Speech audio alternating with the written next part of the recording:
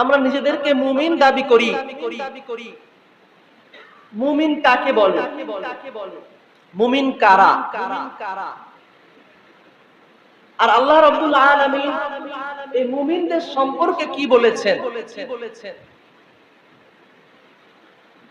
মুমিন অর্থ যারা বিশ্বাসী, যারা বিশ্বাসী তাদেরকে মুমিন বলা হয়।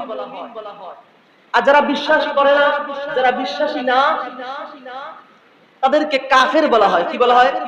কাফের। আর আরেক শ্রেণী আছে যারা মুমিনও না, কাফেরও না, মাঝখানে, তাদেরকে কি বলে? মুনাফিক। তাদেরকে বলা হয় কি? মুনাফিক। মুনাফিক বড় মারাত্মক। কাফের ভালো, যে ব্যক্তিটা কাফের, মুসলমান না,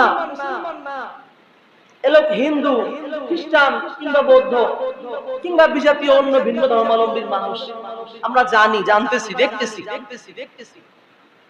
কিন্তু মুনাফিক এমন আমাদের মতোই দেখতে,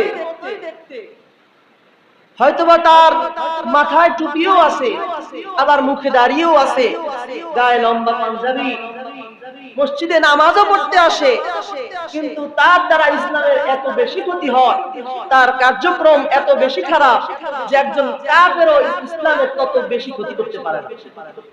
ঠিক না বেঠিক? ঠিক। আর মুনাফিক, এদের স্থান আল্লাহ রাব্বুল আলামিন বলেন, ইন্নাল মুনাফিকিনা ফিদ দারকিল আসফালি মিনান নার। নিশ্চয়ই মুনাফিকদের অবস্থান হবে জাহান্নামের তলদেশে। মুনাফিকদের অবস্থান কোথায়? জাহান্নামের তলদেশে। সম্মানিত হাজিরিন, তো আল্লাহ রাব্বুল আলামিনের কাছে আমাদের বেশি থেকে বেশি দোয়া করা উচিত যে আল্লাহ, আপনি আমাদেরকে মুনাফিকদের মধ্যে, মুনাফিকদের অন্তর্ভুক্ত করিয়েন না, আপনি আমাদেরকে প্রকৃত মুমিন বানাই দিন। আমিন।